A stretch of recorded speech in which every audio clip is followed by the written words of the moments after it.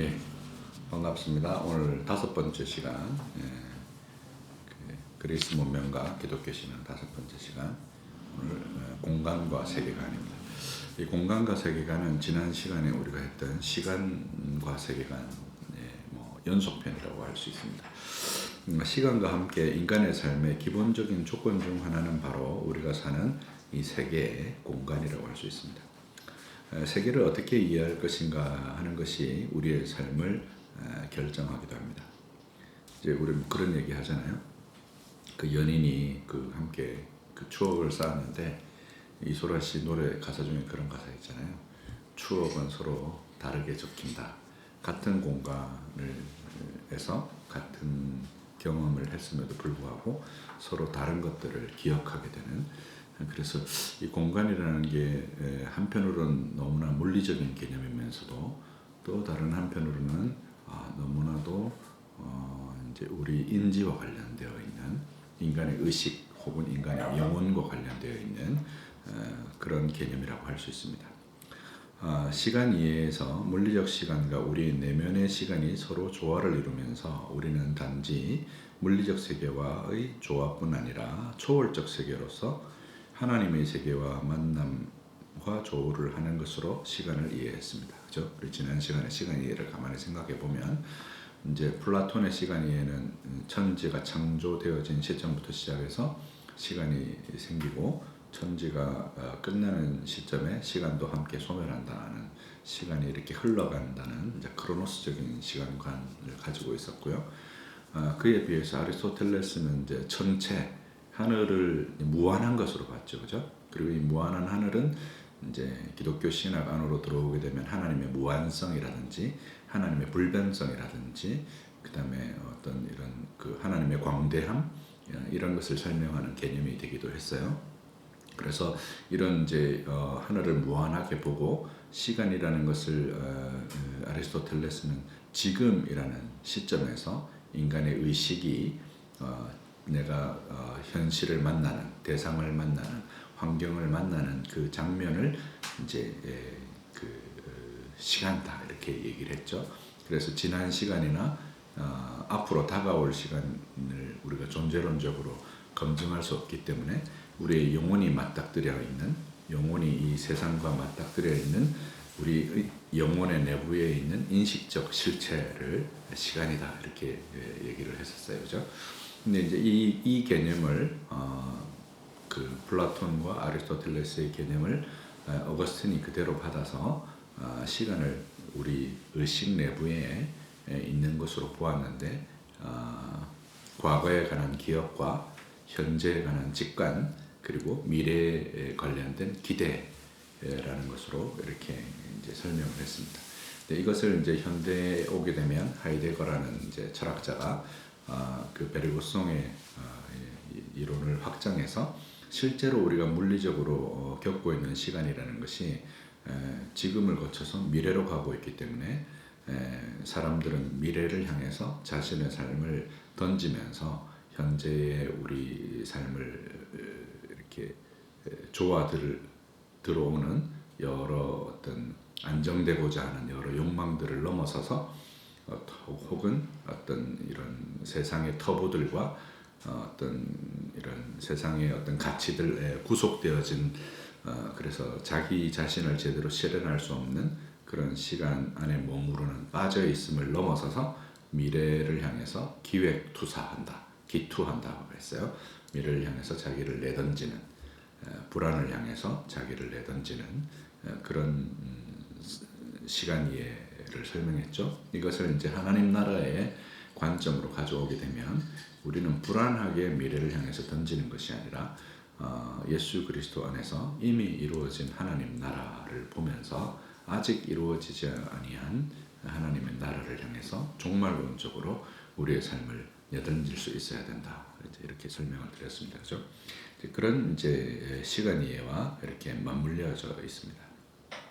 같은 방식으로 세계는 단지 물리적 세계만이 아니라 바울이 말한 것처럼 보이지 않는 세계에 대한 이해가 우리에게 있어야 한다는 것이죠. 이제 이게 무슨 얘기냐면, 바울이 골로새서나 고린도서 같은 데 보면 이제 이런 표현을 쓰죠. 골로새서에서 뭐라고 했냐면 하나님이 그리스도께서 만물을 창조하시되 보이는 것과 보이지 않는 것을 창조하셨다 이렇게 얘기를 하셨고 고린도서에서는 이제 바울과 복음 전하는 자들이 세계의 구경거리가 되었다. 근데 그 세계를 뭐라고 표현했냐면 천사들과 사람들의 구경거리가 되었다. 그러니까 이제 영적인 세계와 물리적인 세계가 있다는 것이죠.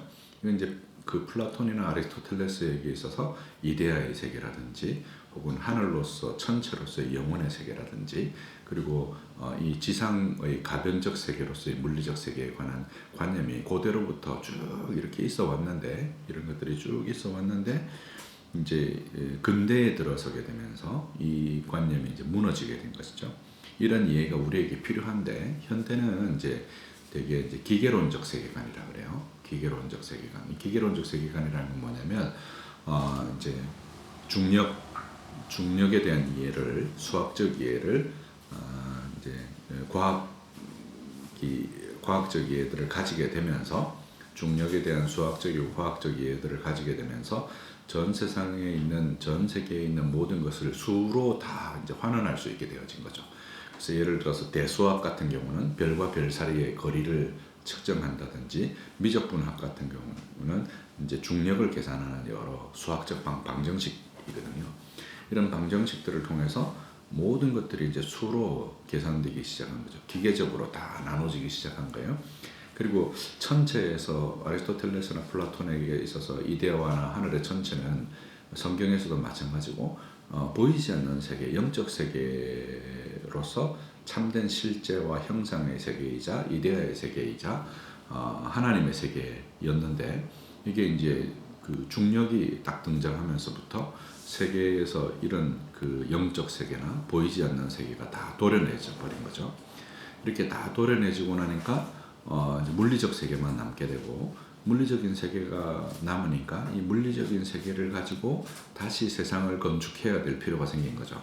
그게 이제 소위 데카르트주의예요. 데카르트가 고기토 에고 줌이라는 이제 얘기를 하죠. 나는 생각한다, 고로 존재한다라는 이 데카르트주의는 신학에도 매우 결정적인 영향을 미치게 됩니다.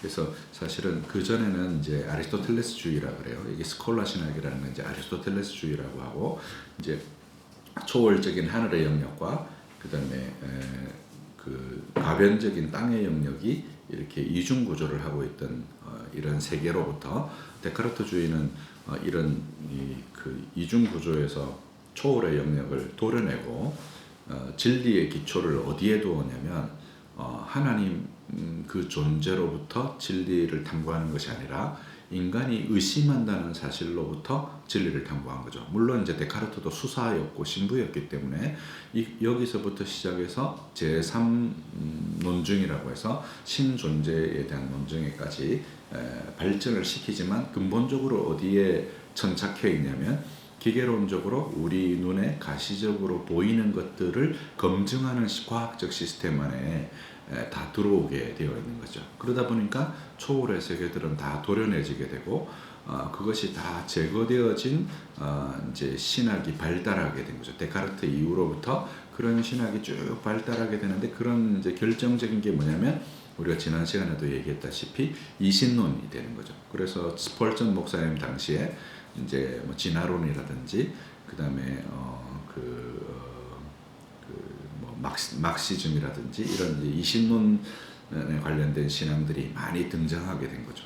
하나님 이게 원리로 보면 뭔가 신적 존재가 있어야 될 것 같긴 한데 그걸 다 도려내고 보니까 하나님은 역사 가운데 시간 가운데 우리의 세계 가운데 개입하시고 그것 가운데 침투에 들어오시고 마치 성육신 초월자이신 하나님께서 인간의 육신을 입고 세상 속으로 들어오시는 것처럼 우리의 세계 가운데 들어오셔서 우리와 함께 교류하시고 함께 하시는 그런 하나님이 아니라 이제 여기 세상을 만들어 놓고 세상으로부터 이렇게 떨어져서 마치 시계 수리공처럼 세상은 자기 혼자 제각제각 돌아가는 그런 식의 이제 신앙이 발달하게 된 거죠.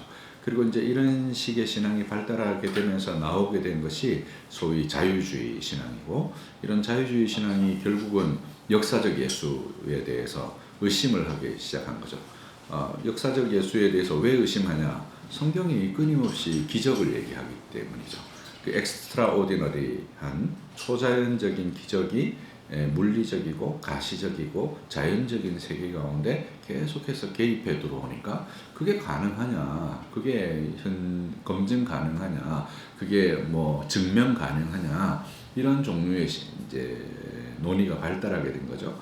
그러다 보니까 이제 역사적 예술을 계속해서 논증하고 변증하고 그것에 대해서 신화를 다 벗겨내려고 드는, 그래서 볼트만이 작업했던 비신화화 작업, 그 비신화화 작업이라는 게 이제 뭐 우리가 예를 들면 이런 거예요. 우리가 단군 신화에서 보면 단군이 곰하고 호랑이에게 쑥하고 마늘을 주면서 동굴에서 100일을 지내면 결혼할 수 있다. 그래서 그 곰이 그것을 견뎌서 환인과 결혼해서 단군이 태어났다라는 이 단군 신화를 어떤 식으로 비신화합니까? 곰 토템을 가졌던 부족이 어떤 좀 신적 권위를 가진 부족과 이렇게 연대를 해서 어떤 민족적 구성을 이뤘다는 식으로 신화적인 요소들을 제거하고 거기서 이제 역사를 발견하려고 드는 거죠.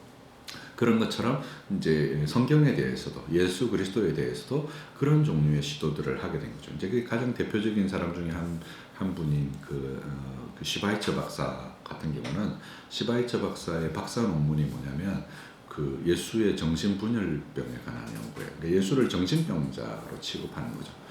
그러니까 왜 그렇게 취급할 수밖에 없냐면 예수님께서 자신의 신적 권위에 관해서 복음서에서 계속해서 주장하기 때문이거든요.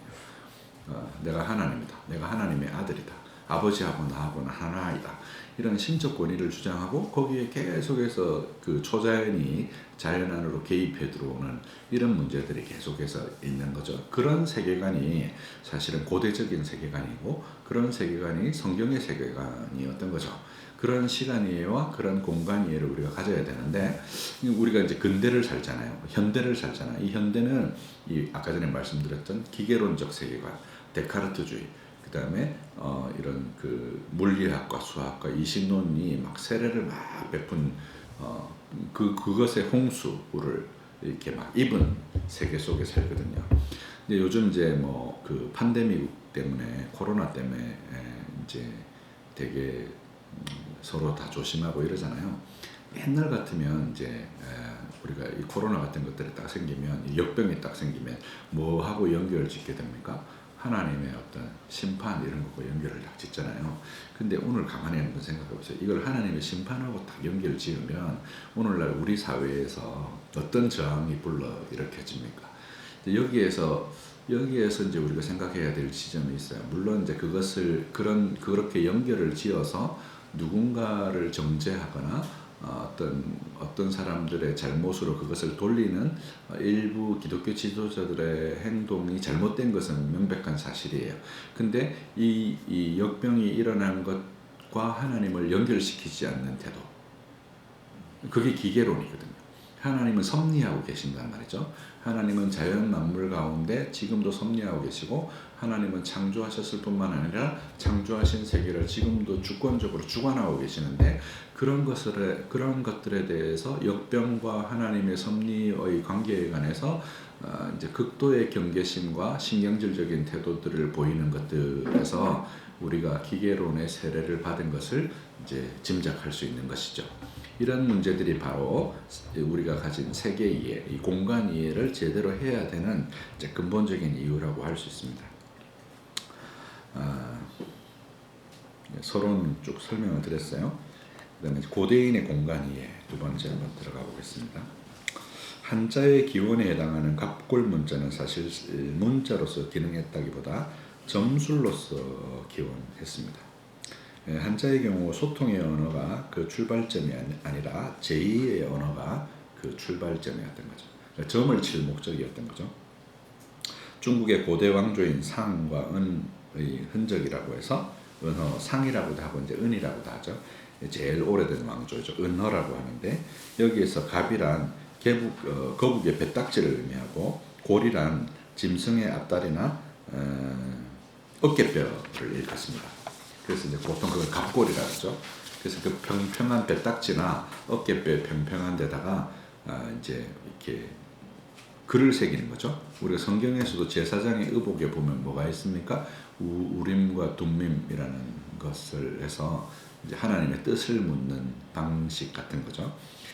그래서 이 배딱지를 불에 구워서 갈라지는 방향으로 점을 쳤던 거죠. 이게 점술로만 기능을 하다가 후에 이제 초기 문자라고 할 수 있는 상형 문자로 발전하게 되고 그것에 이제 그렇게 이제 문자가 발전하게 된 것이죠. 그럼 왜 하필 거북의 배딱지를 하늘의 뜻을 묻는 수단으로 이렇게 사용했을까 하는 것입니다.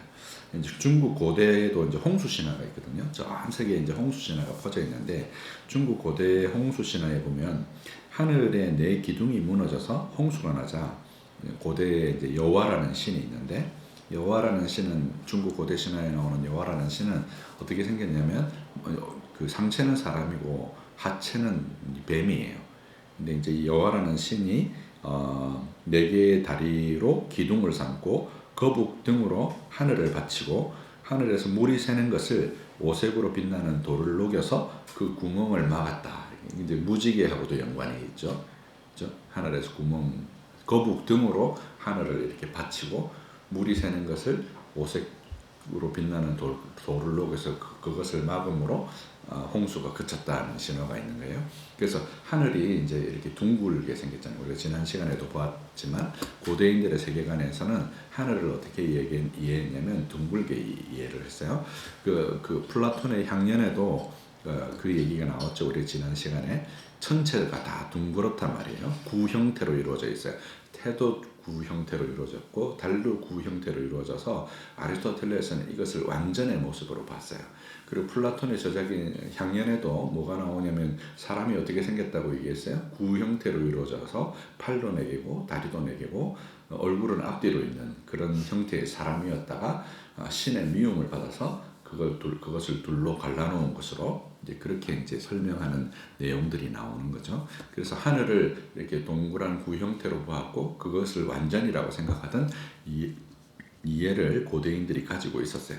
그래서 그 기원전 27년에 로마에 건축되어진 판테온 신전도 이렇게 둥그런 돔 형태로 되어 있고 천정의 직경이 9m에 달하는 이렇게 원홀이 하나 있죠. 이거를 이제 오클루스라고 해서 하늘의 눈이라고 이제 이렇게 설명하는 것도 이제 하나님이 세상을 이렇게 보고 신적 존재들이 세상을 이렇게 관찰하고 있다는 세계관을 반영하는 것이라고 할 수 있습니다. 히브리인의 우주관에서도 이런 유사점을 찾아볼 수가 있습니다. 그들은 우주가 하늘과 땅 그리고 음부로 나뉘는 삼중 구조를 지녔다고 이렇게 이해를 했고 그 중에 땅은 평평하다고 믿었는데 예컨대 이사야서 42장 5절이나 44장 24절에서 땅을 조성하시는 하나님의 모습을 묘사한 히브리어 동사 라카는 두드려서 넓고 편편하게 펴다라는 뜻을 가지고 있어요. 땅을 그렇게 편 거죠. 그리고 그 위에 하나님께서 하늘을 이제 이렇게 천막처럼 이렇게 치신 텐트처럼 치셨다고 이제 성경에도 이제 그렇게 묘사가 되어 있거든요. 그러니까 하늘이 마치 원통 이렇게 돔 형태의 텐트처럼 치지고 땅은 이렇게 평평하게 조성되어진 것으로 이해한 거죠. 이런 이해 때문에 아마도 비렐무스 아브라켈의 그리스도인에 합당한 예배에서 프톨레마이오스의 천동설을 옹호한 것도 바로 이런 지점 때문인 것입니다. 이제 우리가 오해하지 말아야 되는 것 중에 한 가지가 이런 거죠. 이제 성경이 이제 우리가 어떤 계시를 받을 때 우리의 언어로 우리의 문화로 신인 동형론적으로 묘사된 것들이 있단 말이죠. 예를 들면 이런 거죠. 하나님의 의로우신 오른손으로 너를 붙들리라. 근데 하나님이 영이신데 오른손이 어디 있어요, 그죠? 근데 이렇게 말함으로써 이제 우리에게 그 계시를 전달하시려고 하는 목적인 거죠. 그런 의미로 하늘이나 땅의 의미도 그렇게 이해를 해야 되는데 여기에 과학적 의미 혹은 어떤 신학적 의미 부여를 해서 성경 해석을 그렇게 스트릭하게 하다 보니까 어떤 문제가 발생했냐면 바로 이렇게 이 시대의 사람들 많은 그 신학자들이 하늘이 움직이고 땅이 움직이지 않는 것으로 성경을 그렇게 해석했단 말이죠. 근데 이런 종류의 이제 성경 해석이 잘못되어졌다는 것입니다. 그래서 성경을 해석할 때는 우리가 성경을 받아들일 때는 어떻게 이해해야 되냐면 성경이 가진 이런 문학적 비유들을 통해서 그것의 본질적으로 의미하는 바들을 우리가 탐구해야 되지, 이것으로 가지고 다른 것들을 이렇게 정죄하게 되면 문제가 발생하는 거죠. 예컨대 이제 갈릴레오가 종교 재판을 받았죠. 이게 이제 제2 바티칸 공의회 1960년 이후에 갈릴레오가 복권이 돼요. 근데 뭘로 갈릴레오가 그 종교 재판을 받았습니까? 그 종교 재판 받은 내용이 천동설이 아니라 지동설을 주장하다가 종교 재판을 받았거든요. 근데 로마 교황청이 뭐를 가지고 갈릴레오를 정죄했냐면 시편에 보면 이제 그런 표현이 나오는 거죠. 하늘을 텐트처럼 치셨다. 하늘이 텐트처럼 쳐지려면 땅이 평평해야 되는 거 아니에요. 지금 여기 나오는 이런 구절들을 가지고 그렇게 성경을 해석한 것이죠.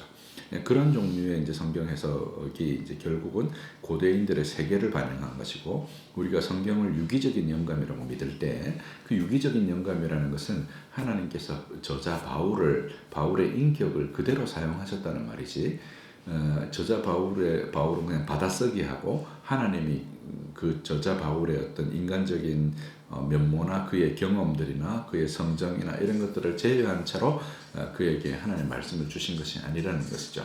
근데 이제 이런 이제 고대인들의 여러 사고방식들이나 이런 것들 너머에 있는 진리에 대해서 이제 우리가 성경으로부터 해석하고 성경으로부터 우리가 이성적 사고를 통해서 신학적 체계들을 구성할 수 있어야 되는 것이죠. 근데 우리가 사는 많은 경우에 있어서 우리의 세계라는 것이, 지금 우리가 세계에 대해서, 공간에 대해서 얘기하잖아요. 우리의 세계라는 것이 매우 밀접하게 우리의 삶과 이렇게 연대가 되어져 있는 거죠. 그래서 그 세계와 나 자신을 잘 분리하지 못하는 경우들이 생기는 것이죠. 그래서 그 세계 너머에 대한 이해를 가지기 위해서라도 이런 공간에 대한, 세계관에 대한 이해가 우리한테 필요하다는 것입니다. 히브리인들도 하늘이 둥글다고 믿은 것으로 보이고, 예컨대 시편 104편 2절에서 하늘을 휘장처럼 치신다는 표현도 평평한 땅 위에 하늘이 천막처럼 친 것으로 이해되었기 때문입니다. 이사야서 40장 22절에도 같은 표현이 등장하는데 평평한 땅 위에 하늘을 돔 텐트처럼 쳐진 것으로 이해한 것입니다. 성경은 이들의 사고를 그대로 빌려서 유기적 영감을 통해서 계시를 전달한 것이지 과학적 진술을 하려고 했거나 우주의 사실성을 기록하려고 한 것이 그 목적이 아니었다는 거죠. 이제 성경이 종교적인 책이잖아요. 종교적인 책인데 거기에 과학을 들이다대는 행동이 잘못됐다는 거죠. 그렇게 이해하면 종교적 진리와 이 세계 너머에 있는 신에 관련된 진리들을 우리가 제대로 이해할 수 없게 되어진다는 것입니다. 다시 말해서 성경의 기자들은 하나님이 그저 불러준 대로 받아쓰기 한 것이 아니라는 의미를 갖습니다. 뿐만 아니라 땅은 음부 위에 놓인 것으로 생각했는데 바다 위나 빈 공간 위에 달아놓으신 것으로 묘사했습니다. 이제 중력을 이해하지 못하던 시대니까요. 이제 이렇게 이해한 거죠. 땅이 평평하고 땅 끝에는 바다가 있고 바다 끝에는 이렇게 물이 떨어져, 모든 게 위에서 아래로 떨어지니까 행성의 중심을 향해서 이렇게 자석처럼 이렇게 끌어당긴다는 중력의 구조를 이제 이해하지 못하던 고대인들의 세계관은 어떻게 되어져 있냐면 하늘, 땅, 그리고 땅 밑에 있는 지옥 혹은 음부, 이런 구조를 기본적으로 가지고 있었던 거죠. 근데 이제 이게 그냥 그 당시에 사람들이 생각할 때는 음부라는 건 진짜 땅 밑에 있는 개념이거든요. 근데 오늘날 땅 밑에 그런 게 없잖아요. 그럼 우리가 이걸 어떻게 이해해야 될까요? 당연히 영적인 의미로 이해해야 되는 것이죠. 그리고 이제 이런 세계관이 가졌던 어떤 보이는 것과 보이지 않는 세계에 대한 이해가 우리한테 여전히 기계론적으로 과학이 발전한 이 시대에도 불구하고 이렇게 재해석해내어서 그러한 이해를 우리가 신학적으로 그리고 성경을 이해하는 방식으로 가지고 있어야 된다는 것이죠.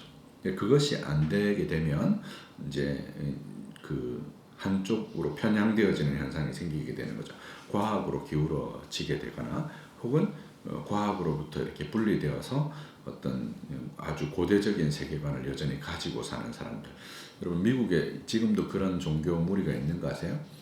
그 그 TV에 그 가끔씩 지구가 막 나오잖아요. 지구를 이제 위성에서 찍은 사진이 막 나오고 이러면 뭐라고 얘기하냐면 저거는 사탄의 괴계다.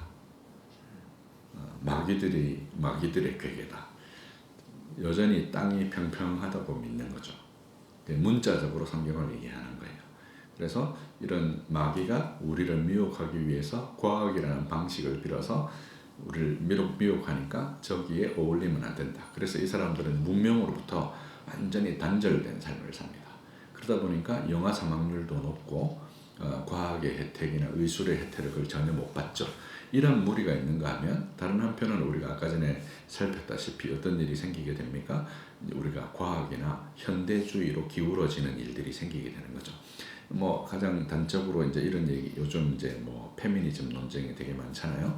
그래서 남녀 문제를 항상 얘기를 하면 남녀의 평등 얘기를 하게 되고, 남녀 평등 얘기를 하면 꼭 나오는 게 있어요. 성경에 보면 계속해서 나오는 게 보면 그 아내들에게 남편에게 복종하라 뭐 이런 얘기가 계속해서 나오잖아요. 그러니까 이제 이런 얘기를 그 이제 구티스 그 화란 교회에 계시던 목사님 고재수 목사님이 그 한 선교 단체에서 이런 내용의 강의를 하셨대요. 거기 있던 이제 젊은 자매들, 대학생 자매들이 그 얘기를 듣고 이제 피식피식 웃는 거죠. 그 뭐 무슨 시대에 맞지 않는 시대에 떨어지는 그런 얘기를 하느냐. 근데 이제 성경이 그렇게 얘기하잖아요.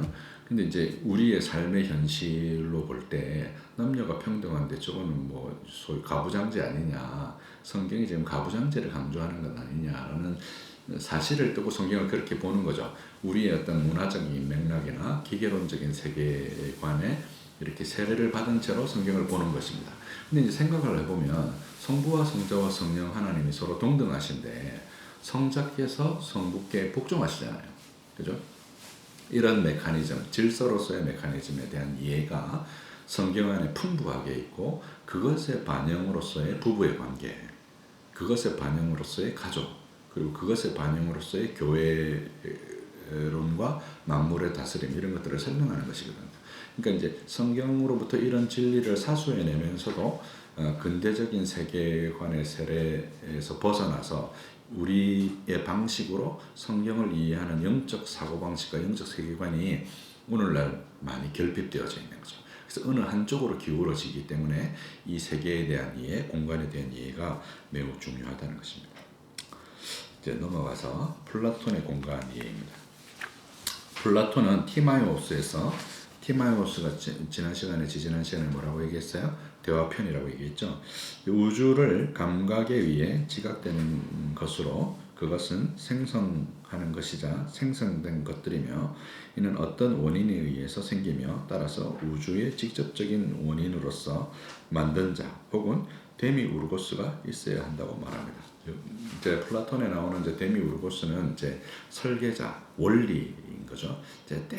여러분 우리가 세상의 기원에 관련된 혹은 세상의 종말에 관련된 이론은 딱 두 가지밖에 없어요.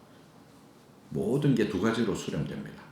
하나는 이 모든 것이 필연적이고 원리가 있고 이유가 있다는 그 어떤 창조론이 첫 번째고요. 필연론이죠. 필연론이 첫 번째고 다른 하나는 진화론으로 대표되어지는 우연적으로 만들어졌다는 것으로 돌아가요. 필연이냐 우연이냐예요. 근데 역사적으로 보면 인류가 이제 문명을 쌓아오고 이렇게 수많은 역사가 있어 왔잖아요. 이렇게 진화론이 이렇게 대세를 이룬 게 100년도 안 됩니다. 역사의 오랜 세월 세계의 모든 사람들이 주로 뭐를 생각했냐면 자연을 관찰하면 필연적으로 어디에 갈 수밖에 없습니까? 이런 원리들이 우연적으로 생겨났다고 말할 수 없는 필연적인 원인들을 찾게 되어진 거죠. 플라톤도 이제 같은 방식의 이해를 한 것입니다. 우주가 그냥 이렇게 우연적으로 생겼을 리가 없다고 생각한 것입니다. 여러분 우리의 몸 DNA 이런 것들을 보면 그렇지 않습니까? 여기 있는 지금 뭐 이렇게 마이크나 각종 전자기기나 하다못해 이런 단순한 볼펜이나 만년필 하나도 그냥 우연히 생겼을 것이라고 아무도 생각하지 않잖아요.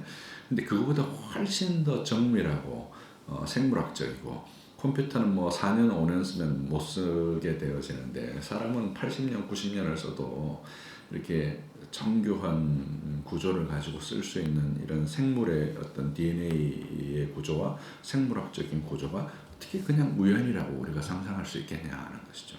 그래서 역사로 보면 이것이 필연이었던 시간이 훨씬 더 길고 필연과 관련된 이론들이 훨씬 더 많은 것이죠.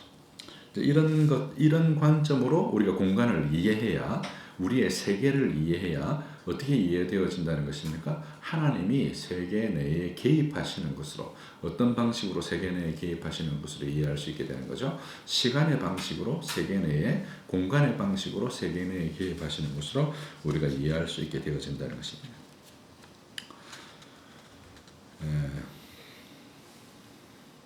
그리고 데미우르고스가 무엇을 만들었던 간에 그가 영원한 것을 본으로 삼을 때만 그 작품은 훌륭하고 아름다우며, 그렇기에 자연세계는 본을 따라 만들어진 모사물이다. 자연이라는 것은 무언가의 모사, 그걸 베낀 거라는 거죠. 우리가 건물을 하나 지어도 그냥 아무렇게나 저걸 지었겠다 이렇게 생각하지 않잖아요. 거기에 뭐가 있을 거라고 생각하는 거죠. 당연히 설계도가 있을 것이다 라고 생각하는 거죠. 그러면 이게 만물이 이렇게, 지금 우리도 하루 종일 수만 명이 교통사고가 나고 사람들이 죽고 이러는데, 천체는 교통사고 한 번 없이 이렇게 막 운행한단 말이죠. 이런 수많은 필연들의 어떤 더 아름답고 더 근본적인 원리가 있었을 것이라고 생각하지 않을 수 없다 하는 것이죠. 그것에 대한 설명을 모상에 어울리는 그럴듯한 설명이라고 말한다. 그러니까 모사물인데 베낀 것에 관련된 그럴듯한 설명, 이제 헬라어로 보면 에이코스 로고스거든요. 로고스가 설명인데요. 로고스 이론이 여기서부터 나온 거예요. 그죠? 플라톤에서부터 이제 로고스 이론은 나오게 되고, 나중에 이제 스토아 철학에 가면 이제 로고스의 어떤 유출 혹은 로고스의 생성 이론이 이제 나오게 되고, 그게 이제 기독교 신학과 어거스틴에게 있어서 이렇게 결합하게 되어지는 근본적인 이유가 되기도 합니다. 천체는 그것을 만든 자의 모사이고, 천체를 통해서 창조주를 유추하게 되는데, 천체와 삼위 하나님을 모사하는 관계를 카파도기아 교부들이 삼위일체를 설명하는 용어 페리코레시스에서도 확인이 가능합니다.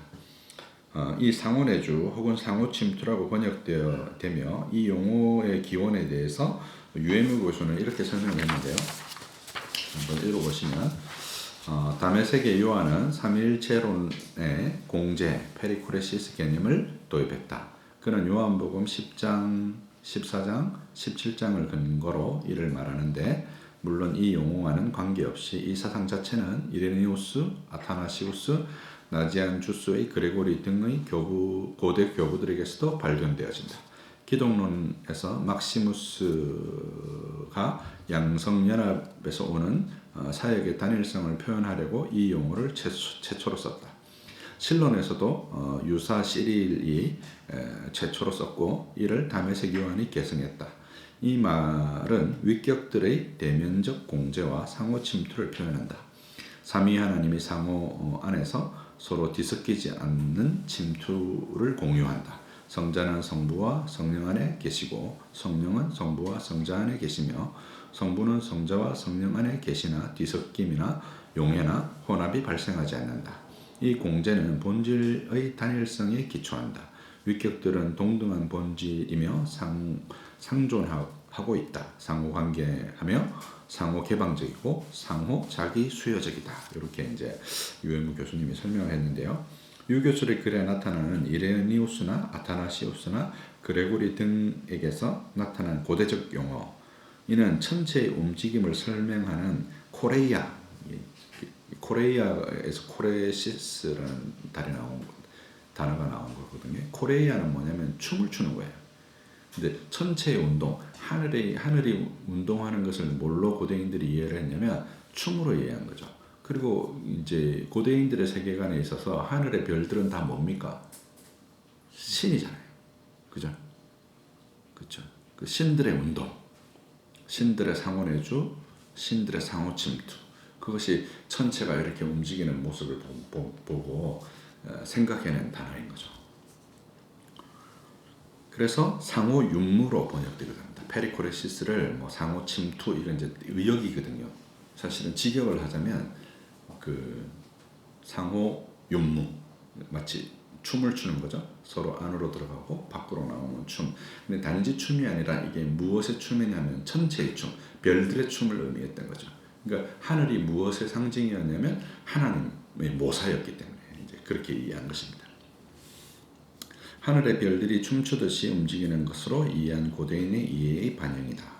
밀러라는 분은 티마이오스에서 별들의 춤에 대한 플라톤의 언급이 매우 간결하고 단순하다는 것을 이러한 은유가 그의 독자들에게 매우 친숙한 일이기 때문에 특별한 설명이나 옹호가 필요 없었으며 그가 이에 대한 철학적 함축이 매우 자명한 것으로 생각했다는 것을 짐작할 수 있다. 이제 이런 천체들의 춤 이런 것들을 설명하면서 너무나 자명하게 이런 철학적 함축에 대해서 티마이오스에서 플라톤이 그런 설명을 했다는 것이죠. 그리고 이제 우리가 계속해서 강조해왔던 테오고니아의 방법이 아니라 테올로기아의 방법으로 이것의 사물의 원리와 이 원리가 어디까지 이어집니까? 부동의 원동자이고 일자의 신 하나님에게까지 이어지는 원리로서의 세계 그리고 신적 세계에 대한 이해가 이제 다 함축되어져 있다는 것이죠. 상호일체의 상호내재를 의미하는 춤과 관련한 용어로 설명하는 것이 춤이 적절해서가 아니라 창조주의 모사인 별들의 움직임으로부터 삼위 하나님을 유추한 방식이라고 할 수 있습니다. 고대 그리스 신화에서 하늘의 별들은 인격신이거나 신들의 자리를 의미하기도 했습니다. 고대인들에게 하늘은 신들의 거처였고 천체현상은 단지 신화를 넘어서 신론을 발달시키게 되었습니다. 우리가 이제 조선시대 때도 뭘 만들었어요? 하늘 천상 반야 지도 같은 거 만들었잖아요, 그죠? 그렇게 만든 이유가 뭡니까? 농경과 시간을 다스리기 위해서, 그죠? 그리고 하늘에 있는 천체 현상은 무엇과 연관되어 있다고 봤습니까? 신적 세계와 우리의 세계가 서로 연관되어져 있다고 봤기 때문에 그런 생각들을 한 것이죠. 플라톤은 형상의 세계를 자연의 세계의 궁극적인 근거로 제시합니다. 그러니까 이제 이데아의 세계를 자연 세계의 궁극적인 근거라고 생각한 거죠. 그것의 모사로 설명한 것입니다. 뿐만 아니라 창조의 관점에서 자연을 이해하고 있습니다. 왜 플라톤은 자연을 창조라는 관점에서 이해하게 되었을까? 플라톤에게 있어서 데미우르고스는 지성을 지닌 창조신으로 제시되기는 하지만 그리스도교적인 전능한 창조주의 의미는 아닙니다. 데미우르고스의 원래 뜻은 일상적인 의미의 장인, 메스터라는 거죠. 메스터. 뭔가 이렇게 기계나 물건을 만들어내는 장인의 의미를 의미합니다. 그는 절대무로부터 세상을 창조한 것이 아니라 장인처럼 주어진 것들을 가지고 자신의 힘이 미치는 한 최선을 다해서 우주를 창조한 것으로 이제 이렇게 설명했습니다. 선한 것으로 설명한 것이죠. 그래서 우리 이제 우리 바빙크의 하나님의 큰일이라는 책에 처음에 뭐로 시작합니까? 최고선으로 시작하죠. 이제 이런 이해들이 되게 이제 아리스토텔레스적이고 플라톤적인 이해의 반영인 거죠. 하나님을 최고선으로 이해하고 실제로 이제 창세기에도 보면 이제 어떤 내용이 계속해서 나옵니까? 보시기에 좋았더라라는 이제 이 창조 자체가 매우 선하고 좋은 것으로 원래의 어떤 가지고 있던 형상이나 이데아적인 원리의 반영으로 그래서 그것을 마치 장인이 최고의 작품을 만들어내는 것처럼 이제 우주에 대한 세계에 대한 그런 종류의 이해가 있었다는 것이죠. 그러니까 이건 사실은 이제 철학적 이해이긴 하지만 모든 신자들이 가져야 되는 이해인 것이죠. 우리가 이 세상에서 물론 죄가 들어와서 그 죄로 인해서 악이 창궐하여지긴 했지만 이 세상의 모든 창조의 궁극적인 목적, 이 모든 운동이 가진 궁극적인 지향점과 목적은 하나님의 그 선하심과 하나님의 그 완전을 지향한다는 것이 우리의 세계관이어야 하는 것이죠. 그런 의미로 우리가 이런 장소의 의미나 시간의 공간의 의미를 이해해야 한다는 것입니다. 수시로 변화하는 불완전한 것인 생성 소멸일 수 없는 것이죠. 이 창조의 세계는 데미우르고스가 생성된 것을 본으로 삼았다면 훌륭하고 아름다운 것이 나올 수 없기 때문에 그는 자기 동일성을 지니는 불변의 것, 영원한 것을 바라보고서 우주를 창조했다고 보아야 한다. 이렇게 생각한 거예요. 플라톤도. 아니 하나님을 모르던 이제 성경 계시가 없었던 기원전 한 5세기의 사람이 신화적 세계 속에서 이런 이해를 가지고 있었단 말이에요. 자연을 보면서. 근데 이 시대를 생각해 보세요, 여러분. 이 시대를 한번 가만히 생각해 보세요. 어떤 세상이었어요, 여러분. 우리 지금 우리가 천연두를 우리 세상에서 퇴치해낸 게 50년밖에 안 됐거든요. 그죠? 우리 예전을 생각해 보면 어린 시절의 아이들이 천연두로 수많은 아이들이 죽어가는 질병과 전염병과 기근과 전쟁과 그 세상이 어떻게 아름다워 보이겠어요? 그 아름다워 보였겠어요? 자연을 이렇게 보면 아름답다 이런 생각이 들었겠어요?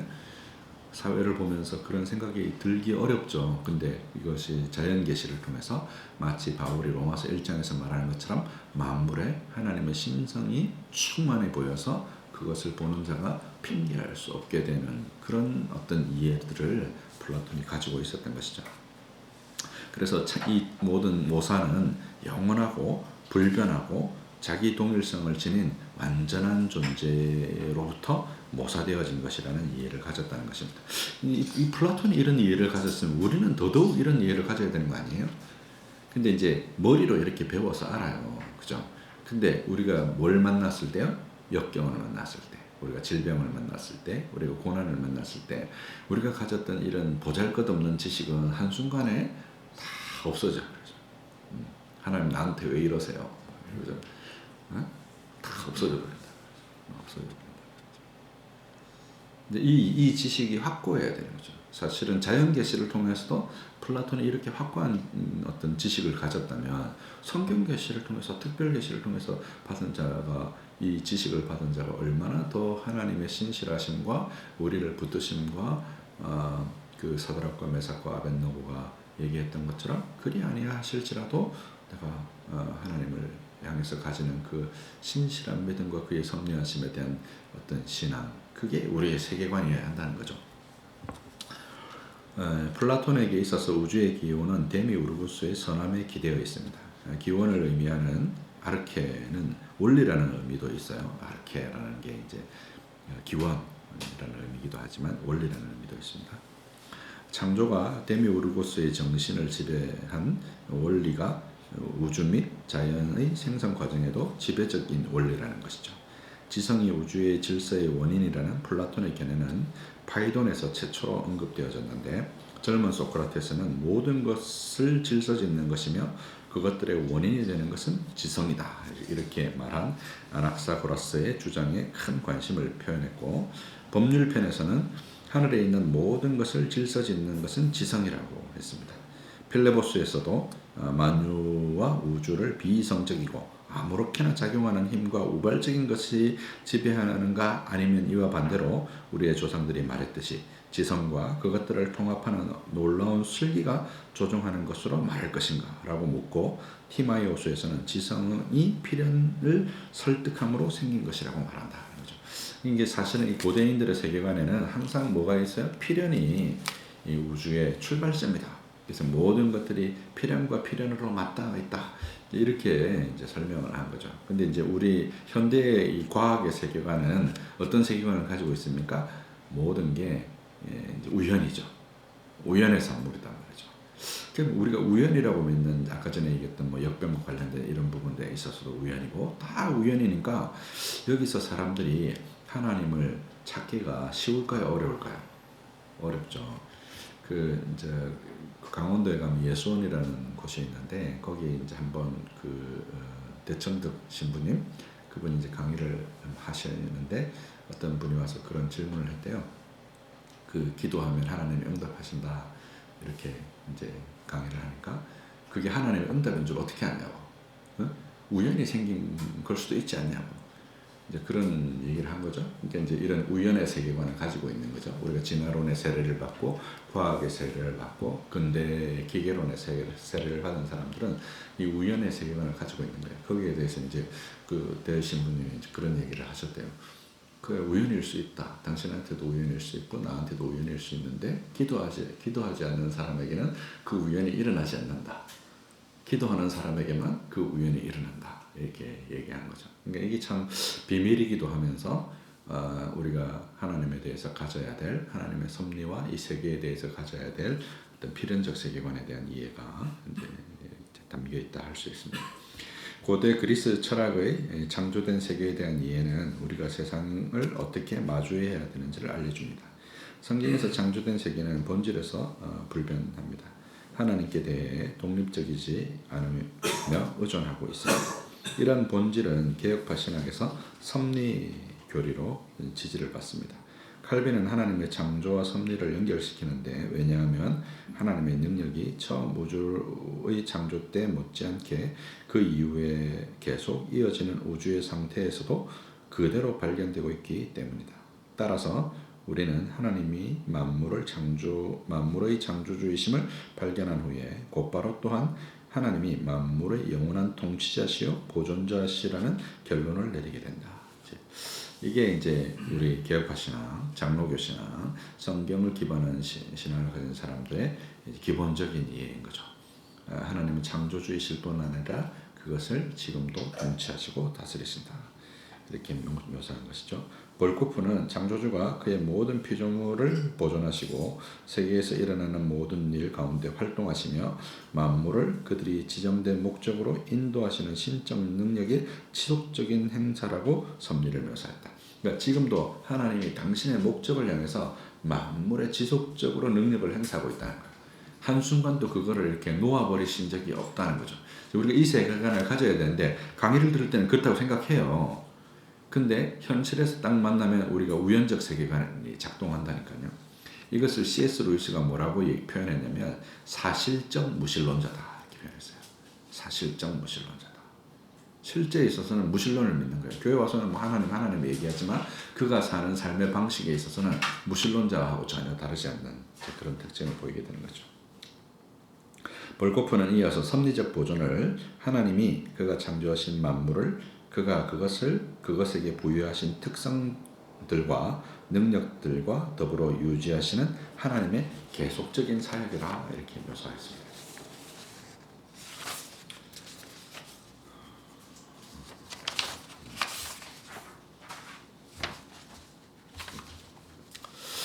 별들이 서로 춤추듯 운행하고 삼위 하나님께서 상호 침투하여 춤추시듯 관계를 맺으며 그 삼위 하나님과 그가 지으신 세상이 춤추듯이 시간 안에서 서로 연결되어 있습니다. 그렇게 만물은 하나님의 본질을 따라 통치되고 다스려지고 있습니다. 이것을 에베소서에서 만물을 충만케 하시는 자의 충만이라는 표현을 통해서 교회를 통한 다스리심을 드러내어 보였습니다. 이 충만이라는 표현은요, 사실은 창세기에서 온 표현이에요. 창세기에 이제 어떤 표현이 있습니까? 만물을 다스리라. 생육하고 번성하고 만물 가운데 충만하라. 그 명령 있죠? 그 명령에서부터 에베소서에 나오는 이 만물을 충만케 하시는 자는 이제 그리스도를 가리키는데 그리스도의 충만이라는 건 뭐 가득 찬다 이런 의미가 아니라 뭐의 충만이라는 거냐면 하나님의 창조력의 충만인 거죠. 하나님이 태초에 이 데미우르고스, 플라톤이 말했던 데미우르고스가 무언가를 모사했을 때 그 모사한 것이 뭘 모사한 것이라고요? 완전한 것을 모사해서 그것의 완전한 것을 지향하는 그것이라고 설명한 것처럼 태초에 하나님께서 보시기에 좋았다라고 말씀하셨을 때 거기에 그것으로 끝이 아니라 이 창조의 목적하는 바가 있는 거죠. 그것에 지속적으로 목적하는 바가 어디에 이르러야 하냐면 하나님의 완전에 이르는 것을 충만이라고 묘사한 거죠. 생육하고 번성하고 땅에 가득하고 거기에 충만하라는 것이 그런 의미여서 그 충만이라는 에베소서에 나오는 충만이라는 말의 문맥을 보면 다스림이라는 의미예요. 근데 이걸 이제 죄송합니다.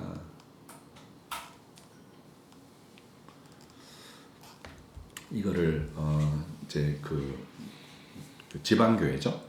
지방교회는 잘못 이해해서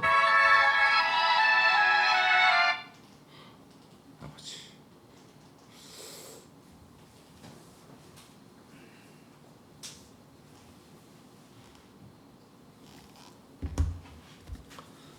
지방교회는 이걸 잘못 이해해서 뭐 사위일체 교회가 마치 그리스도를 충만케 하는 것의 어떤 근원이 되는 것처럼 이렇게 잘못 이해해 버린 거죠.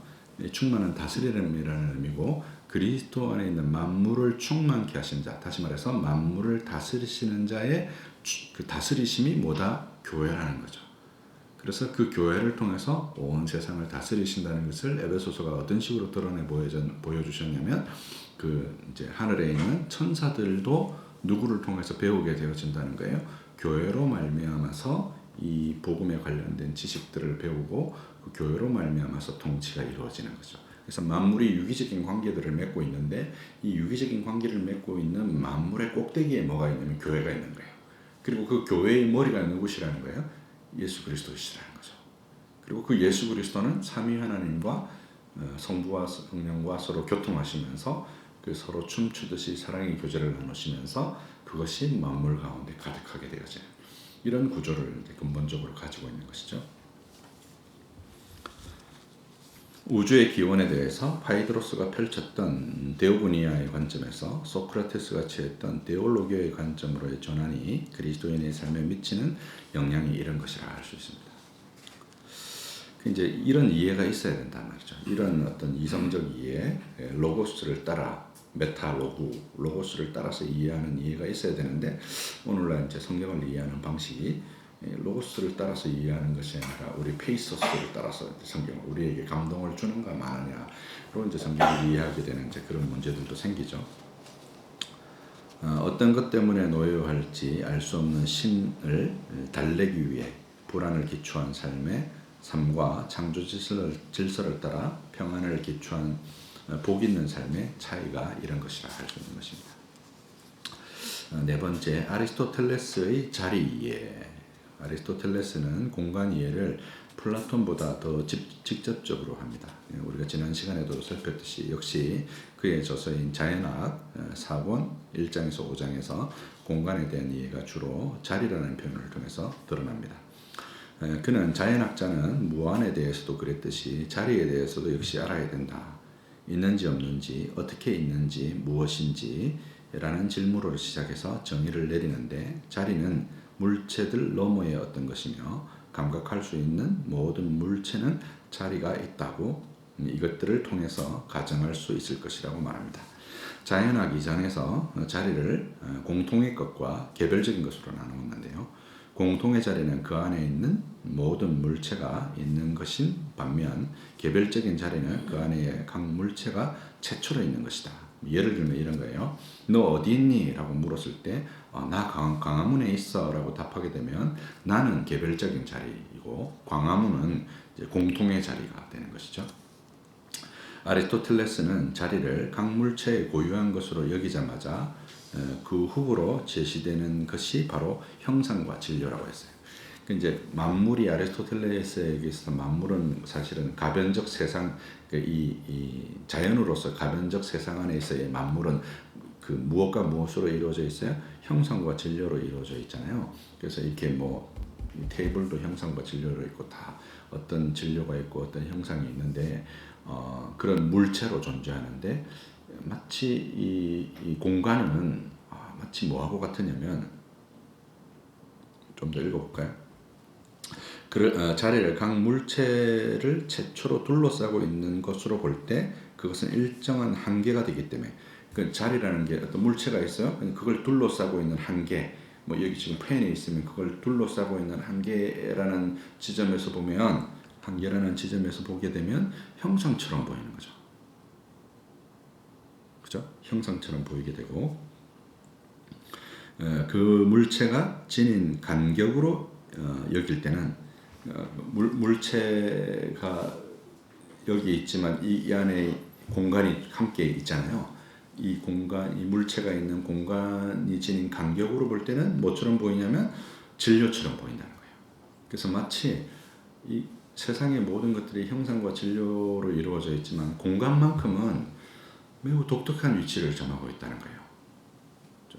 매우 보편적이면서도 개별적인 나라는 자리를 차지하고 있다고 하더라도 그 자리는 어떻게 보면 형상처럼 보이기도 하고 어떻게 보면 진료처럼 보이기도 하는 이렇게도 정의할 수 없고 저렇게도 정의할 수 없는 이제 그런 특징을 보이는 거죠. 아리스토텔레스가 자연학에서 이거를 굉장히 복잡한 논의를 통해서 논의해요. 이런 복잡한 논의를 뭐라고 얘기하냐면 아포리아라 그러는데요. 이거 확정할 수 없을 때 이제 이런 표현을 썼어요. 이걸 우리가 다 따라가면 진짜 복잡해집니다. 그래서 이걸 다 따라갈 수가 없어요. 그래서 이제 이 정도 이제 우리가 이해하면 좋을 것 같아요. 아무리 물체의 고유한 것이라 해도 자리는 물체 자체일 수는 없죠. 각 물체는 형상과 진료로 이루어져 있고 이 형상과 진료는 물체의 고유한 것입니다. 물체는 형상이 자리를 한계 짓거나 자리가 진료를 한계 지은 것일 수도 있다는 거죠. 형상이 자리를 한계 짓거나 진료가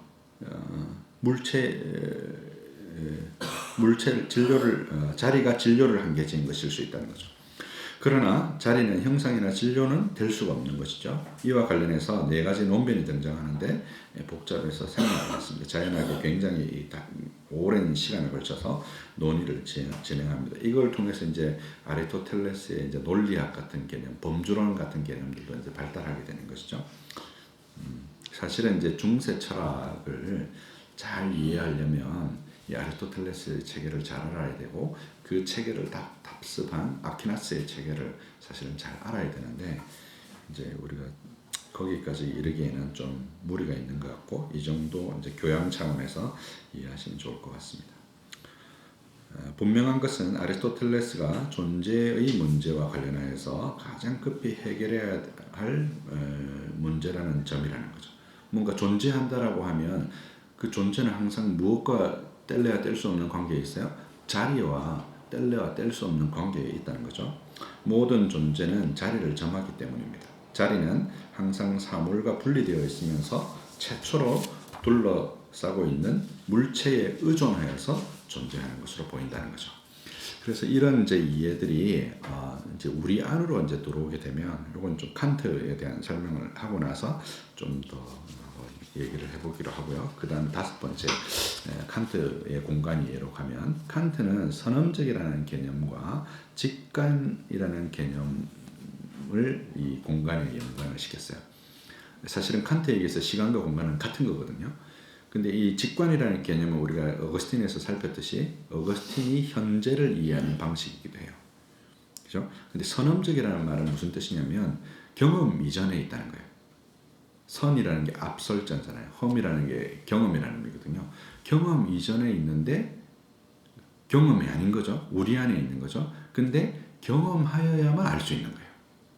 이럴 때 이제 선험적이라고 얘기하는 거예요. 우리가 이성적이다, 비경험적이다, 논리적이다, 우리 안에 있는 거잖아요. 근데 그 경험적이다 이러면 우리 밖에 있는 어떤 거란 말이에요. 근데 여기 선험적이다 이러면 경험은 아닌데 우리 안에 있어요. 이런 개념인 거죠. 공간의 개념도 이런 개념이에요. 사실은 너무나 물리적인 세상이고 우리가 경험하는 세상이지만 그 경험하는 세상이 우리 안에 있는 세계라는 거예요. 이거를 이제 그 라캉이라는 그 정신분석학자이자 철학자인 프랑스의 철학자인 라캉은 이걸 개라는 표현, 세계라는 의미의 개라는 표현을 써요. 근데 세 가지의 개가 있다는 거예요. 상상계라는 개가 있어요. 아이가 태어나서 처음에 막 머릿속에 상상들이 막 이루어져요. 그래서 실제로 이제 아이들을 보면 생후 한 18개월 이어간까지 그 렘 수면, 그 이제 꿈을 꾸는 수면이죠. 렘 수면이 하루 24시간 중에 뭐 18시간, 17시간 막 이렇게 돼요. 막 여러 가지 상상들이 있죠. 그 상상이 이제 일정하게 진보가 되어지면 무엇으로 넘어가냐면 상징계로 넘어가게 돼요. 이 상징계는 뭐냐면요. 우리가 여기 앞에 지금 사실은 꽃병이라는 것을 만지고 있잖아요. 그죠? 실제로 내가 만지고 있는 것은 물리적 세계의 꽃병이지만 꽃병이라는 우리가 상징을 가지고 있어요. 이 꽃병이라고 발음되어지는 것을 기표라고 하고 그렇게 표한다라고 해서 기표라고 하고 그것의 뜻은 뭐냐면 이렇게 꽃을 담는 것이라는 뜻을 가졌다고 해서 기의라고 해요. 그리고 기표와 기의는 어디에도 적용되어지냐면 우리의 성찬에도 적용되어지죠. 성찬에도 적용되어지는 의미예요. 이제 그런 세계, 우리가 언어라는 세계를 가지게 되어지는 것을 상징계라고 얘기합니다. 그리고 상징계 다음에 이제 락항이 설명하는 것이 뭐냐면 실제계예요. 우리가 실제의 세상을 만나는데 뭘 통해서 만나게 되어지냐면 바로 이 기표와 기라는 상징계의 언어를 통해서 우리가 만나게 되어지는 거죠. 그래서 세계는 세계로서 물리적으로 하나님이 창조하신 세계로 현존하고 있지만 동시에 우리가 그 세계를 경험하기 위해서는 그 경험하는 내적 체계로서 선험적 체계로서 시간과 공간이 있다는 거죠. 우리가 지난 시간에 시간을 다룰 때 이제 칸트의 고민이 그거라고 얘기했잖아요. 불이 났다 사건이 1, 그 다음에 연기가 난다 사건이 이 두 가지는 경험되어지는데 이 두 가지의 인과관계는 경험이 아니더라는 거예요. 그냥 그 마음의 습관이더라는 거죠. 우리 마음속에 있는 거잖아요. 근데 이게 어떤 문제를 불러일으켰냐면 데이비드 휴미 인간 호성에서 이제 그 얘기를 했는데 그러면 우리가 어떤 객관적인 진리에 대한 지식을 가질 수가 없는 거예요. 뭘 경험해도 그거는 우리 밖에 있는 경험인데 그 경험에서는 인과관계가 경험되지 않는 거잖아요. 그래서 칸트가 취한 방식이 우리가 지난 시간에 뭐라고 얘기했어요?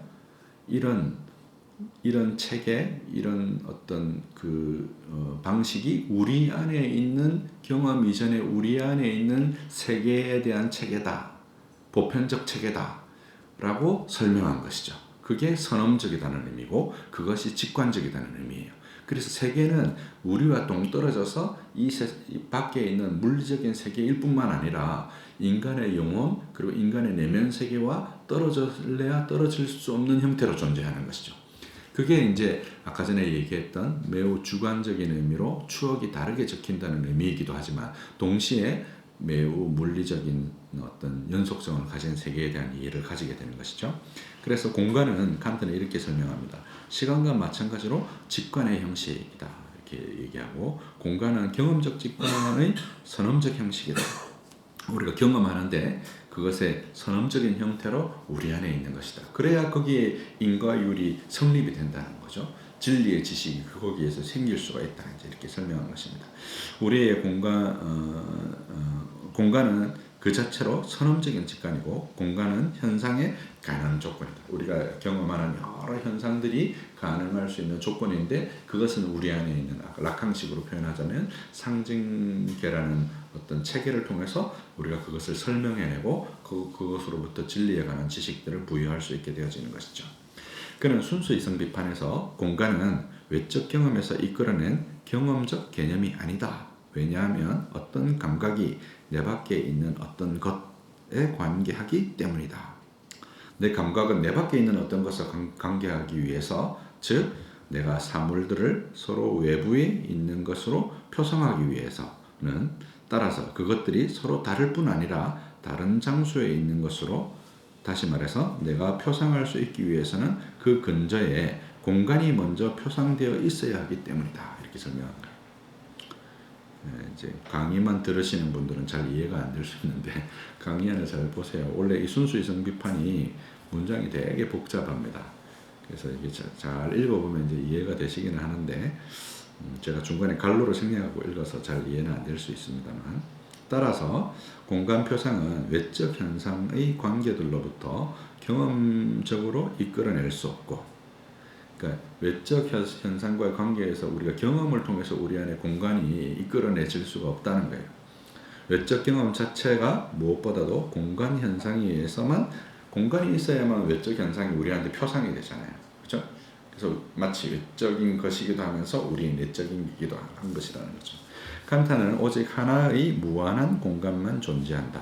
곧 공간적으로 관계된 사물들의 체계가 단 하나만 존재한다. 이게 이제 아리스토텔레스하고 되게 비슷하죠. 사물은 매우 다양한 형태가 있어요. 예를 들어 우리가 테이블이라는 형상이 있으면 우리 지구상에 있는 모든 테이블을 경험하지 않았는데도 불구하고 우리는 테이블이라는 형상에 대해서 알잖아요. 그죠?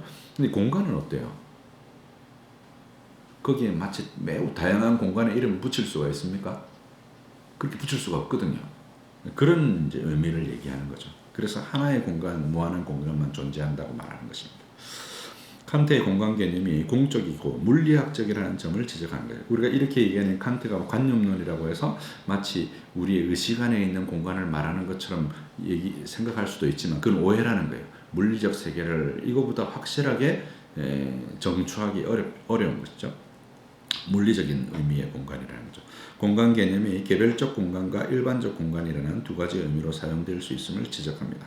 공간이 선험적이라는 주장이 우리의 경험이 지닌 필연적 특성에 관한 칸트의 논제들 속에서 곧 객관성 논제, 공간성 논제, 시간과 공간의 단일성 논제에 포함되어져 있다. 객관성이라는 거 아까 전에 제가 설명드렸던 그 휴메 문제죠. 논리적인 필연성이 있어야 되는데 불이 났다는 것도 경험되고 그 연기가 났다는 것도 경험되어지는데 이게 우리가 그 공간으로부터 이 둘 사이의 인과관계는 경험되는 게 아니단 말이에요.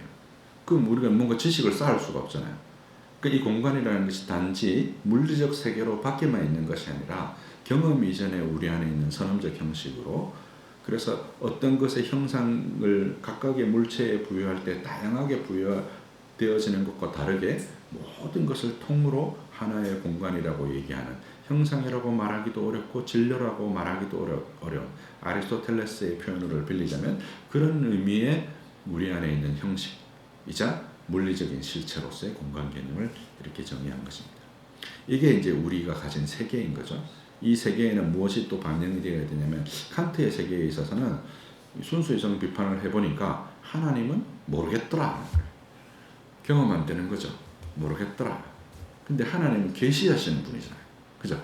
우리가 사람들과 관계를 맺을 때 사람들이 우리에게 뭔가 발화한단 말이죠. 말을 하면 그 말하는 것을 통해서 우리가 무언가를 듣죠. 그래서 만약에 아까 전에 얘기했던 대로 데이비드 휴미 얘기했던 대로 불이 나고 연기가 나는 것을 경험했는데 우리가 지식을 얻을 수 없는 문제 그런 어떤 그 회의론의 문제가 부딪혔다면 신의 문제에서도 마찬가지죠.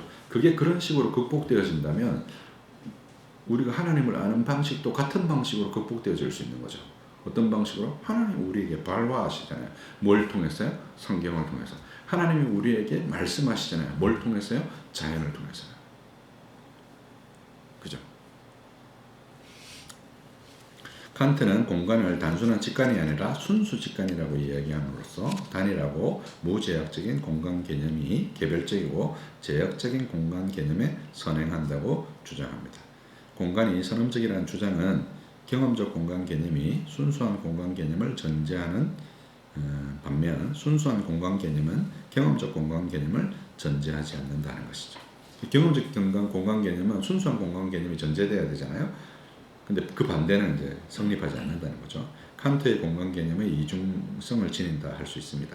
칸트는 초월적 관념성만이 아니라 감각적 현상들에 대해서도 경험적 실제성을 가진다 이게 있어요.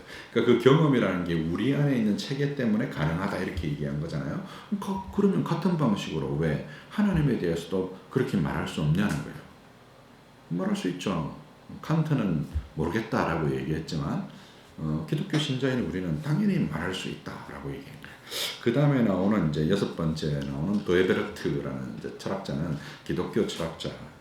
이 도에베르트는 이제 양상 구조라는 것을 통해서 이 공간 개념을 설명했는데요. 개혁 신학자이자 철학자인 도에베르트는 15가지의 양상 구조를 통해서 우주의 시간 내에서의 질서를 설명했습니다. 15가지가 뭐냐면 아래서부터 밑에서부터 위까지 이렇게 수직적 구조, 하이어라키가 있는 구조로 이해했는데요. 수적 양상, 수의 양상, 이제 아리스토텔레스가 플라톤이 시간을 수라고 설명하고 수로 설명했던 수의 양상. 그러니까 세상의 모든 것이 뭐로 재어진다는 거예요? 수로 환원이 가능하다는 거죠. 이게 이제 소위 근대적인 기계론 개념이에요. 그러니까 기계론이 일부 여기 들어와 있는 것이죠. 어떤 이제 개혁신학의 철학 안에도 들어와 있는 것입니다. 그리고 그 위에는 공간과 운동, 그렇죠? 그다음에 물리적, 그다음에 생물적, 감각과 심리적인 것, 분석 논리적인 것, 그 위에 문화 역사적인 것, 언어적인 거, 사회적인 거, 경제적인 거, 미적인 거, 법적인 거, 그 메뉴의 윤리적인 양상으로 이 15개의 계단이 이렇게 설명한 거죠. 그 중에 이제 한 가지가 뭐냐면 공간, 그리고 그 안에서의 운동과 물리적인 이런 부분들이 다 이제 세계를 이해하는 양상으로 이렇게 이해한 것이죠. 메뉴의 양상에 이제 신앙과 신앙 고백적 양상이 놓인다. 기독교 철학자니까 당연히 메뉴에 뭘로 두겠습니까? 신앙, 믿음을 두는 거죠. 여러분, 우리가 하나님을 아는 지식에 있어서 하나님을 아는 인식의 기관이 뭡니까? 하나님을 알게 되는 우리의 인식의 기관이 뭐예요? 그게 믿음이거든요. 그죠? 우리가 자연을 알게 되는 우리의 인식의 기관이 뭐냐면 이성과 감각이 있잖아요.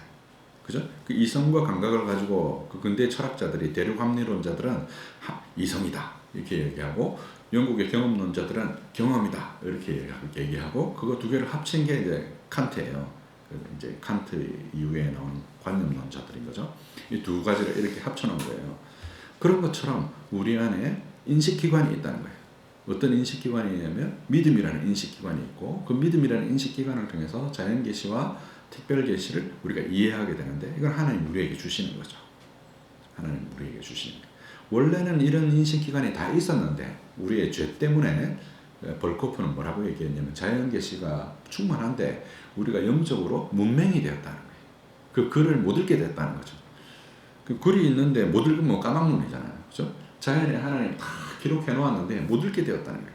그래서 그거를 읽을 수 있는 인식기관을 우리에게 주셨다고 얘기하고 그래서 이런 양상구조의 최상위 양상의 도에베르트는 믿음, 신앙을 이제 둔 것입니다. 여기서 양상을 순서대로 질서 지우는 이유는 상부 양상은 하부 양상을 기초하기 때문에 이 하부 양상이 기초가 되어서 상부 양상이 성립되는데 그 양상의 매우 하부적인 구조가 뭐예요? 지금 공간이죠. 수담에 위치하는 양상이 뭐예요? 공간과 운동, 물리적인 이런 양상들이 위치하잖아요, 그죠? 그래서 세계 이해에 가장 기본되어지는 양상인 거죠. 각기 양상 구조들은 한 문장을 빼먹었네요. 양상을 가령 움직임은 공간이 없으면 있을 수 없고 생명을 잃은 사람은 더 이상 분석적인 사고를 할 수 없다는 거죠. 그래서 이런 하이어라키가 있다라고 얘기했고 각기 양상 구조들은 의미핵이라는 것을 가지는데 공간적인 양상의 의미핵은 뭐냐면 연장이라는 거예요. 연장. continuous extension. 이게 공간이라는 게 막 이렇게 연장되어진 이런 거잖아요. 우리가 세계를 이해할 때 그 세계는 그냥 단지 물리적 세계만을 보는 게 아니에요. 그럼 개지, 개나 짐승이지. 우리가 이 세상에서 사람들과 관계를 맺을 때 그냥 여기 앞에 커피가 있네 이렇게 안 맺잖아요. 내 마음은 호수 이렇게 관계를 맺잖아요. 네? 의미를 부여하잖아요. 그죠? 그게 인간이다 말이죠. 거기에 여러 상징 체계들이 이렇게 서로 연결되어져서 그것들로 말미암아 우리가 공간과 관계를 맺는데 이 공간은 일부 우리 안에 들어와 있고 우리 안에 들어와 있는 시간과 공간은 무엇과의 연관이 되어져 있냐면 하나님이 당신을 계시하시는 방식과 하나님이 당신의 창조력을 지금도 실행하시는 방식과 매우 밀접하게 관련이 있다는 거예요. 이런 이해가 없으면요 우리는 그냥 짐승이에요, 짐승. 그죠? 그냥 원인과 결과 없이 그냥 막 떠다니는 그냥 그렇게 사는 것이죠. 우리가 처음에 직관적으로 경험하는 것은 양상 구조가 아니라 개체 구조죠. 그냥 개체를 경험하는 거예요. 그죠? 우리는 소나무를 보자마자 직관적으로 소나무의 수적, 공간적, 운동적, 물리적, 생물적 양상을 구조를 분석해내고 거기에 입각해 소나무라는 것을 인식하는 가운데 받아들이지는 않아요. 컵이 있으면 그냥 컵이잖아요. 그래서 실제 우리가 세상을 만날 때 공간이라는 세상을 만날 때 그냥 개체 구조로 받아들이는 거예요. 근데 우리가 거기서부터 인간이 이성을 가지고 경험을 하면서 세상을 이해하게 된다고 할 때는 거기에 뭐가 도입될 수밖에 없다는 거예요. 양상 구조가 도입될 수밖에 없고 이 양상 구조의 맨 밑바닥에 있는 게 뭐냐면 수와 공간이라는 거예요. 이해되시죠? 그래서 개체 구조를 전체로서 받아들인 후에 그 다음에 분석적인 작업을 통해서 양상 구조를 분별해내는 거죠. 그게 신학함이고 그게 학문함이고 그게 과학함이에요. 그게 시가 되었든지 그게 문학이 되었든지 그게 인문학이 되었든지 그게 철학이 되었든지 그게 인간관계가 되었든지 그냥 뭐 내 앞에 컵이 있네 이런 것으로 우리의 관계가 정리되는 게 아니라는 거죠. 이런 양상들을 통해서 분석해내서 그것의 최종적인 지향점이 뭐라고요? 신앙에 있고 그 신앙의 지향점 뭐예요? 하나님이 창조하시는 창조력의 실현에 그 어떤 실현을 이해하는데 우리의 어떤 목적과 이유가 있다 이렇게 말씀드릴 수 있겠죠. 처음에는 선언적으로 개체 구조를 인식하는 것을 순진 경험이다. 여기서도 이제 선언적이라는 표현이 나오죠.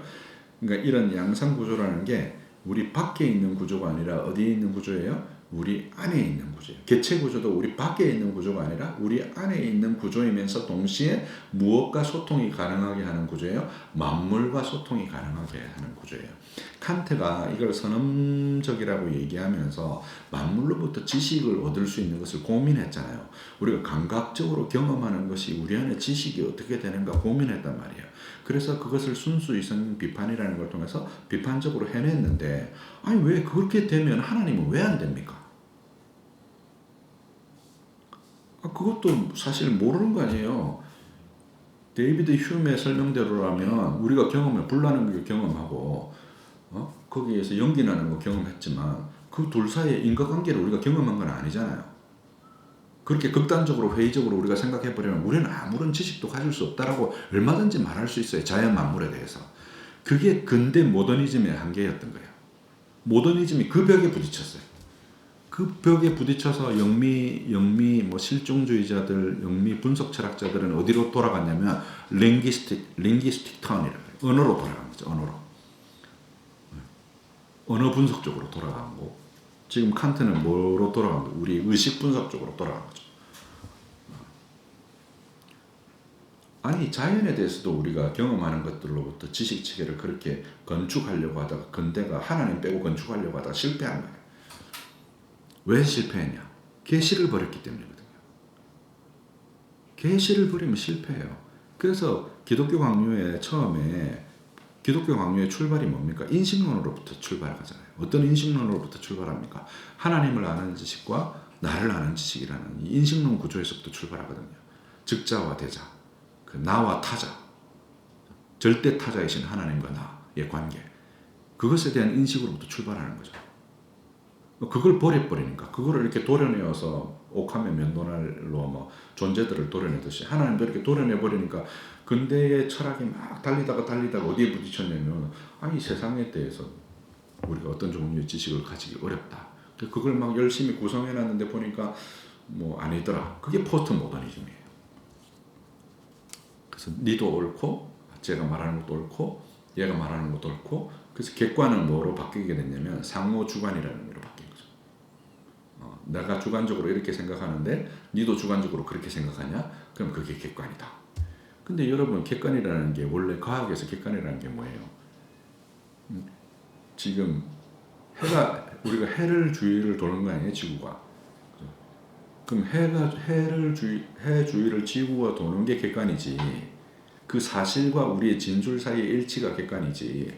나는 여전히 지구가 돈다고, 해가 돈다고 생각해. 나는 지구가 돈다고 생각해. 그렇게 생각하는 게 뭐여서 객관이 될 수는 없잖아요. 근데 포스트 모던이라는 게 뭐냐면 근대가 그런 지식을 성립하는데 망해버린 거예요. 망해버리고 나니까 그럼 망했는데 그럼 우리가 여기서 그냥 주저앉고 아무것도 안 할 거라고 할 거냐. 그 올드보이에서 박찬욱 감독의 올드보이에 보면 그 오대수가 이래도 살아야 되는 거 아닙니까? 이래라도 살아야 될 거 아닙니까? 그게 포스트 모던이에요. 그래서 뭔가 내 안에서 의미를 만들어내는 거죠. 어떤 진리의 구조들을 다 해체함으로 진리를 드러낸다. 해체했는데 뭐가 드러납니까? 아무것도 안 드러나지. 드러날 수가 없는 거예요. 그래서 계시를 버리고 이 인식론적인 계시를 받아들이는 믿음의 구조를 버리면 우리의 진리의 지식은 완성되어질 수 있는 구조가 아닌 거죠. 그 지점에 있어서 매우 중요한 이해가 뭐냐면 오늘 우리가 나누게 된 이 공간에 대한 이해를 할 수 있습니다. 이런 양상 구조에 대한 도이베르트의 이해는 멀리 플라톤과 아리스토텔레스의 철학의 그 기원을 하고 있습니다. 여기 보면 막 15개의 범주 나오죠. 그 이 범주는 사실은 아리스토텔레스의 논리학에 나오는 여러 범주들과 닮아 있고, 칸트가 순수 이성 비판에서 말하는 범주론과 닮아 있죠. 사실은 칸트의 순수 이성에 나오는 범주론은 아리스토텔레스의 재해석인 거죠. 그렇죠? 도이베르트도 같은 방식을 취하고 있는 거예요. 결론, 공간은 시간과 마찬가지로 인간이 발을 딛고선 터전입니다. 도이베르트는 개체 구조를 직관적으로 이해하고 그것의 양상을 밝혀가는 것이 철학이라고 한 것처럼, 그리고 그리스의 철학적 이해는 하나님이 지으신 세계와 인간, 그리고 하나님을 우리로 이해하는 지식의 체계를 제공하는 것이라 할 수 있습니다. 그래서 여러분 안에 있는 그냥 아무 의미 없는 그냥 물리적인 대상으로만 세상을 바라보실 것이 아니라, 여기 안에 여러 가지 양상으로 여러분의 삶을 분석해내고 그것의 최종적인 꽃이 뭐라고요? 그 믿음이에요. 그 양상의 최종적인 꽃. 이성이 아니라 믿음이 그 위에 서 있는 것입니다. 이상으로 마치겠습니다. 혹시 질문 있으십니까? 없으시면 기도하고 마치겠습니다. 하나님 은혜 주셔서 감사합니다. 많은 분들이 도움 얻는 강의 되게 하옵소서. 우리 주 예수 그리스도 이름으로 기도합니다. 아멘. 수고하셨습니다.